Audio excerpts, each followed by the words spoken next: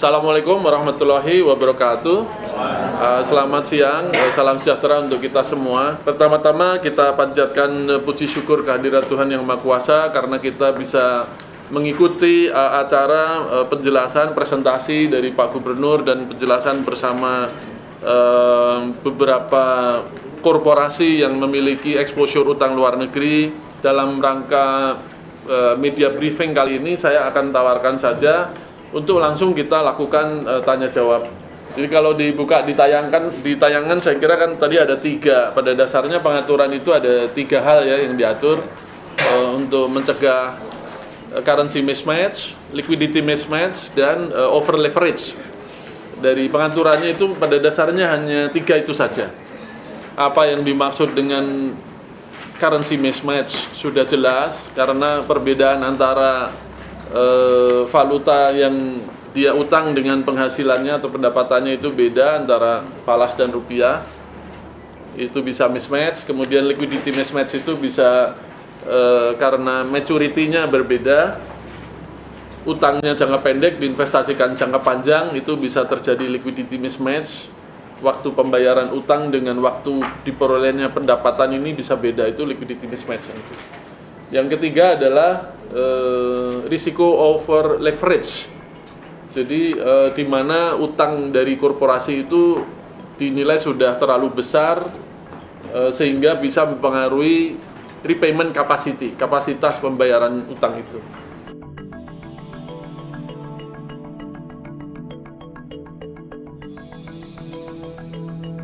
Tadi udah dijelaskan kan, tadi kan juga ada pertanyaan gimana ini pasarnya kan masih tipis di Indonesia. Nah, apa bisa gitu menampung, dan bank-bank itu mengatakan mereka sanggup. Mereka sudah sanggup untuk menampung. Dan kalau biasanya bank itu dia juga bukan ditelan sendiri gitu ya. Kalau dia ada hedging, nanti dia akan pass on itu hedgingnya. Jadi dia nggak akan biarkan terbuka gitu. Nah, kan ketentuan kita juga mengatakan ada ketentuan kita itu kalau misalnya bank kita menerima hedging dari nasabah, mereka bisa pass on, dia bisa me-re-hedge lagi keluar. Dan dia juga bisa melakukan re-hedge ke kita juga. Ya, jadi tadi IFEM sudah menyatakan mereka siap gitu ya, siap untuk menampung ini.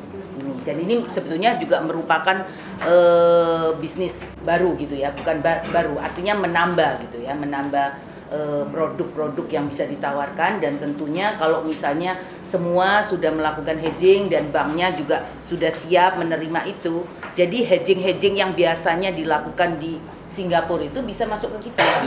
Nah, itu sebetulnya tujuan kita gitu. Kalau misalnya pemainnya di Singapura juga orang-orang perusahaan-perusahaan di Indonesia gitu. Nah, kenapa kita nggak bawa itu transaksi-transaksi itu masuk ke kita, karena potensinya kan juga besar gitu. Jadi untuk itu kita siapkan, makanya kita bersama-sama mengatakan baik seperti tadi Bank Indonesia kalau misalnya kita mengeluarkan regulasi kebijakan itu kita juga pikirkan, bukan cuma sekedar mengeluarkan kebijakan tapi kita juga pikirkan gitu, kebijakannya, regulasinya, infrastrukturnya, instrumennya gitu.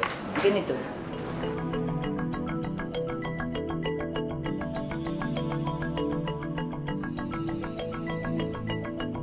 Surat teguran ini bukan sekedar surat teguran, ini akan disampaikan kepada pihak-pihak terkait, terutama yang kepada pihak kreditur.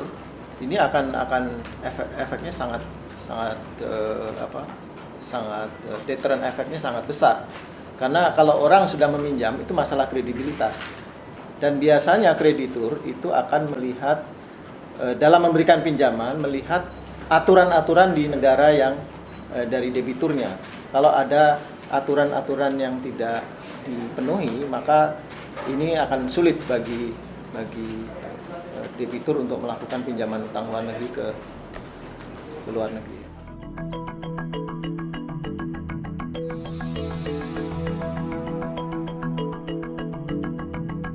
Hedgingnya, kalau yang ini yang diwajibkan ini adalah hedging yang pinjaman ya, Pak ya, pinjaman kan ya, atau ini ya, jadi keseluruhan ya, kewajiban falas ya, kewajiban falas, dan dia nanti akan kena di peraturan ini gitu.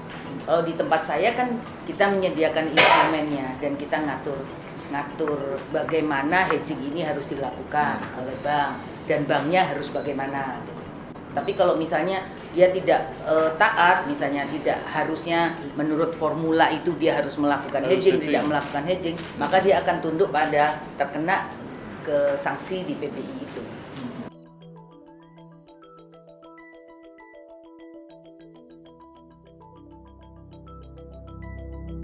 Di dalam monitoringnya ada mekanisme pelaporan. Ya, nanti ada PBI khusus yang penyempurnaan dari PBI pelaporan utang luar negeri, ya, di mana mereka harus melaporkan compliance dia terhadap aturan ini. Ya, setiap triwulanan dan setiap tahun itu ada laporan yang dilaporkan kepada Bank Indonesia. Ini kita memang sifatnya post audit, ya. Post audit, dan kalau kita lihat dia melanggar, ya tentu saja ada teguran dan akan disampaikan kepada pihak-pihak terkait. Tadi yang satu lagi, kalau yang perusahaan kecil apakah juga harus comply, utangnya kan kecil Pak Yuda? Ya.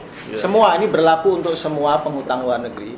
Walaupun dia perusahaan kecil, ya, tetapi kan bagi dia pinjaman yang kecil gitu ya, itu akan mempunyai risiko juga, bagi risiko default, risiko over leverage, ya, risiko currency mismatch, tetap aja ada. Walaupun dia perusahaan kecil, utangnya kecil, tapi bagi rasio-rasio dia tentunya sangat akan mempengaruhi risiko yang mereka alami gitu.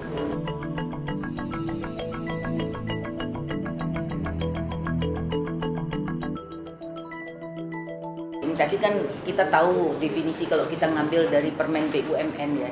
Apa sih sebetulnya lindung nilai itu apa sih? Itu merupakan satu cara atau instrumen dia untuk meminimalkan risiko yang akan timbul atau yang diperkirakan akan timbul karena fluktuasi harga, ya kan? Nah, kalau misalnya kita sudah tahu bahwa kita punya kebutuhan gitu ya, dan saya kalau hedging kan orang akan melihat kalau saya akan ada kebutuhan kewajiban untuk membayar. Nah, saya hitung-hitungan gitu. Saya itu hanya sanggup membayar kalau kursnya itu misalnya di 12.100 misalnya, ya kan? Nah, artinya kalau nanti terjadi apa-apa misalnya, kan kita nggak pernah tahu ini perekonomian global yang kayak gini, yang uncertainty ya. Nah, tahu-tahu nanti kalau nilai tukarnya melemah jadi 12.500, kemungkinan saya nggak sanggup bayar. Kan? Nah, artinya gimana caranya supaya saya itu sanggup bayar? Makanya saya melakukan perlindungan nilai. Saya masuk, kalau saya kebutuhannya akan bayar 3 bulan lagi, nah saya akan masuk hedging. Saya akan melakukan forward beli, gitu ya. Akan membeli dengan harga berapa? 12.100. Nah, jadi artinya saya sudah aman. Nanti kalau misalnya ternyata 3 bulan lagi kenyataannya itu harganya itu di 12.300, saya aman. Saya tetap bisa beli di 12.100 meskipun di spot harganya 12.300. Tetapi kalau misalnya harganya itu ternyata itu jadi 11.000, lah ya sudah, namanya kalau itu sama kayak premi kan gitu loh. Kan kita nggak mengharapkan sakit gitu kan untuk ini gitu kan. Kalau nggak sakit ya alhamdulillah gitu loh. Masa terus kita asuransi, enggak, saya sakit aja supaya saya nggak rugi, kan nggak gitu, ya kan. Nah, jadi artinya begitu. Nah, kalau dengan cara begitu, orang kalau terjadi misalnya nilai tukar itu kita 3 bulan lagi butuhnya, ya. Lalu baru 1 bulan ternyata nilai tukarnya itu menjadi 12.500. Saya panik nggak? Saya tadi udah masuk forward, nggak panik kan? Biarin aja, mau berapa aja biarin aja. Saya tidak akan ikut buru-buru membeli. Nggak membeli, saya nggak membeli spot karena saya terlindungi. Saya bisa beli di 12.100 kok. Nah, artinya orang-orang yang tadi herding behavior, kita mengatakan orang yang panik-panik tadi berkurang gitu.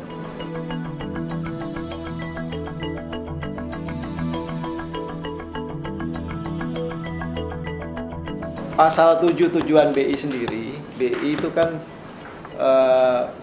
tugasnya adalah menjaga dan memelihara kestabilan nilai rupiah. Ya, baik inflasi maupun nilai tukar. Ya. Kemudian kita juga di pasal 10-nya, ya, di dalam rangka menjaga dan memelihara nilai rupiah tadi, BI punya instrumen-instrumen itu. Tapi itu tidak terbatas pada instrumen-instrumen yang di Undang-Undang BI 23 itu Undang-Undang tentang Bank Indonesia ini ya.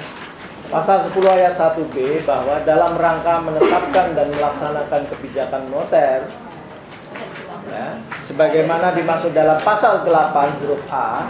Ya, pasal 8 huruf A itu menjaga dan melaksanakan menetapkan dan melaksanakan kebijakan moneter. BI berwenang melakukan pengendalian moneter dengan menggunakan cara-cara yang termasuk tetapi tidak terbatas pada. Nah, itu jelas. Termasuk di 1, 2, 3, 4 tetapi tidak terbatas pada ini saja. Ini sekedar contoh ini. Upaya kita untuk memperkuat manajemen risiko utang luar negeri ini salah satu upaya kita untuk menjaga stabilitas nilai tukar. Ya, karena tadi seperti Bu Fili katakan, kalau perusahaan utang luar negeri tidak melakukan hedging, kemudian terjadi gejolak nilai tukar, ya, maka akan menambah turbulence atau gejolak nilai tukar itu. Ya. Mereka akan meminta falas, ya, berbondong-bondong pada saat yang bersamaan, yang kemudian menambah tekanan pada nilai tukar. Itu sekedar contoh. Yang kedua, kita sudah punya pengalaman waktu 97-98 ya. Banyak yang tidak melakukan hedging, kemudian utangnya ketika rupiah melemah maka utangnya bertambah ya, sehingga banyak yang default, yang terkena adalah perekonomian secara makro. Nah, itu kita sudah punya pengalaman itu. Ini yang menjadi dasar mengapa kita melakukan penguatan dari risk management dari para pengutang-utang luar negeri. BBI ini sebenarnya tujuannya itu mencakup, boleh bilang, semua pilar ekonomi lah, kalau boleh bilang. Pertama, pilar stabilitas makro melalui dampaknya terhadap memitigasi atau mengurangi volatilitas nilai tukar. Karena kemudian tadi seperti Bu Fili bilang, korporasi yang butuh dolar untuk bayar hutang tidak harus lagi kemudian panik ketika nilai tukar ini, dia udah terukur belinya ya, sesuai dengan jadwal, karena dia udah sediakan sesuai dengan ketentuan kita, sesuai dengan likuiditas rasio likuiditas yang kita butuhkan. Jadi pilar mengenai menjaga stabilitas makro itu akan didukung oleh PBI. Kedua adalah menjaga stabilitas SSK, stabilitas sistem keuangan. Karena kita berharap kemudian karena stabilitas terjaga, kemudian resiko mikro dari perusahaan besar tadi, ketika kemudian ada gejolak nilai tukar juga kita minimalkan, untuk kemudian, karena boleh dibilang semua dari debitur korporasi yang memiliki utang luar negeri tadi juga adalah sekaligus debitur bank domestik, maka kemudian kalau dia ketahanannya terjaga, itu kemudian SSK juga aman ya. Jadi ini akan membantu juga menjaga stabilitas SSK. Dan ketiga juga ini membantu menjaga momentum pertumbuhan, yaitu tadi contoh yang seperti tadi disebutkan Pak Yuda, krisis 97-98 gara-gara tidak tahannya korporasi besar kita terhadap gejolak nilai tukar, ambruk, kemudian kegiatan usahanya bangkrut, otomatis momentum pertumbuhan kita sempat hilang selama hampir 10 tahun. Dan itu yang terjadi di Amerika kemarin, sekarang di Eropa juga terjadi lagi. Ya, momentum pertumbuhannya akan hilang lebih dari 10 tahun. Nah, jadi ini PBI ini sangat strategis karena dia mencakup ketiga aspek tadi. Aturan ini berlaku untuk baik yang existing maupun yang akan datang. Tetapi berlakunya mulai 1 Januari 2015. Ini adalah peta atau gambaran perusahaan pengutang luar negeri, mana yang melakukan hedging dan mana yang tidak. Ini dari 100 perusahaan yang kami lihat, itu 88% atau 88 perusahaan itu tidak melakukan hedging. Memang ada yang sebelah kanan ini yang tidak melakukan hedging, ada 21% yang memiliki natural hedge. Artinya apa? Dia eksportir. Jadi kira-kira ada 88 kurang 21 yaitu 67 yang memang naked ya. Benar-benar dia tidak memiliki hedging atau tidak mempunyai natural hedge. Ini yang kita coba address dengan menggunakan aturan ini, sehingga ini memaksa mereka untuk melakukan hedging terhadap net open position.